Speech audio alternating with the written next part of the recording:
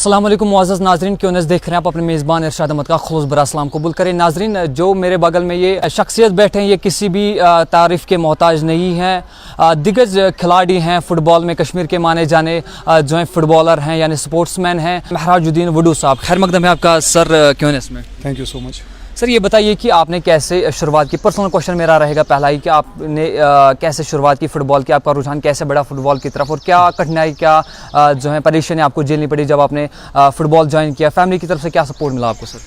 Well मेरा family का support बहुत था क्योंकि मेरे वालिद साहब भी जो थे वो फुटबॉलर थे, और मैंने शुरुआत जो मेरी फ़ुटबॉल की हुई वो कश्मीर से हुई, रहनावारी में रहता था, तो वहाँ से हमारी फ़ुटबॉल की शुरुआत हुई। मेरे वालिद साहब चाहते थे कि मैं फ़ुटबॉलर बनूं। घर के करीब ही एक ग्राउंड था, वहाँ पे फ़ुटबॉल खेलते थे, और आहिस्ता आहिस्ता जो फ़ुटबॉल ये पैशन भी बन गया और मज़ा भी आने लगा। तो फिर ज़्यादा टाइम मैं इसी में गुजारता था।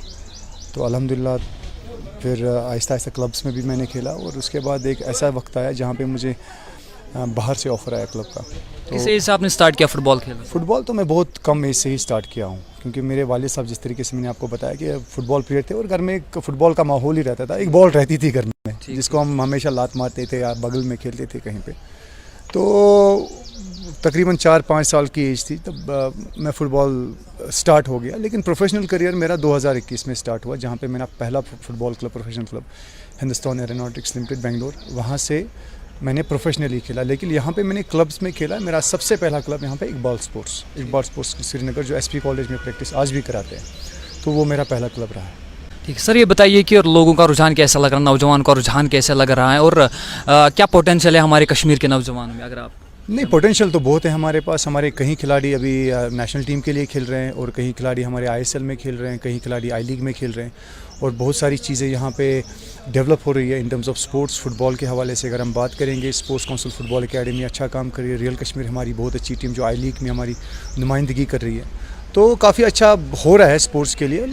उम्मीद यही है कि आने वाले वक्त में यहाँ से बहुत सारे फुटबॉलर्स निकलेंगे जो क्लब्स में खेलेंगे और देश के लिए नाम रोशन करेंगे। स्टेटस क्या है यहाँ के नौजवानों का, किस तरह लोग जुड़ रहे हैं, क्या रिस्पॉन्स है लोगों से, यूथ से? नहीं, यूथ तो जुड़ रहा है स्पोर्ट्स से। आप देखेंगे कहीं सारे बच्चे अभी फुटबॉल खेलते हैं, और पेरेंट्स भी यही चाहते हैं कि उनके जो बच्चे हैं स्पोर्ट्स से ही जुड़े रहें, क्योंकि आजकल जो माहौल हो गया है सोशल मीडिया का, बच्चे ज़्यादा टाइम जो है मोबाइल में लगाते हैं, मोबाइल देखने में, गेम्स खेलने में लगाते हैं। तो पेरेंट्स भी समझ गए हैं कि बच्चों को भी घर से निकालना है।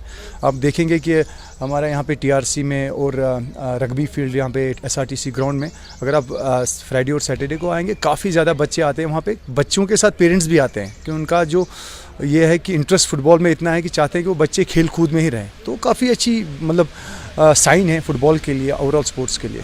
कश्मीर फुटबॉल को आप अच्छे से जानते हैं, करीब से जानते हैं, क्या रिफॉर्म्स, अगर हम महराज साहब से पूछे कि क्या रिफॉर्म्स आप जो है रिकमेंड कर सकते हैं गवर्नमेंट को कश्मीर फुटबॉल के लिए? Well I think first of all हमारा इंफ्रास्ट्रक्चर जो है वो बेटर होना चाहिए। हो रहा है, हमारे ग्राउंड्स यहाँ पे बन रहे हैं, तो साथ ही साथ क्वालिफाइड कोचेस भी आ रहे हैं अभी, जिनकी हमको पहले बहुत कमी थी। बहुत सारे AFC कोचेस अभी हमको खुद के हैं यहाँ पे, और हमको मुझे लगता है कि ज़्यादा से ज़्यादा एकेडमीज़ हमको क्रिएट करनी है फुटबॉल के लिए, ग्रास रूट पे ज़्यादा ध्यान देना है।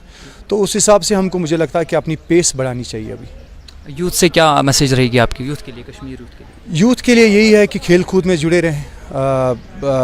खेल कूद से फ़ायदा ये भी होगा, अगर आप प्रोफेशनल फुटबॉलर या प्रोफेशनल क्रिकेटर नहीं बनेंगे, कम से कम आपकी सेहत अच्छी रहेगी, आपका जहन तंदुरुस्त रहेगा, जिससे आपको स्टडीज़ में भी आपको फ़ायदा मिलेगा, और सबसे बड़ी बात आपके पेरेंट्स, आपकी फैमिली बहुत खुश रहेगी।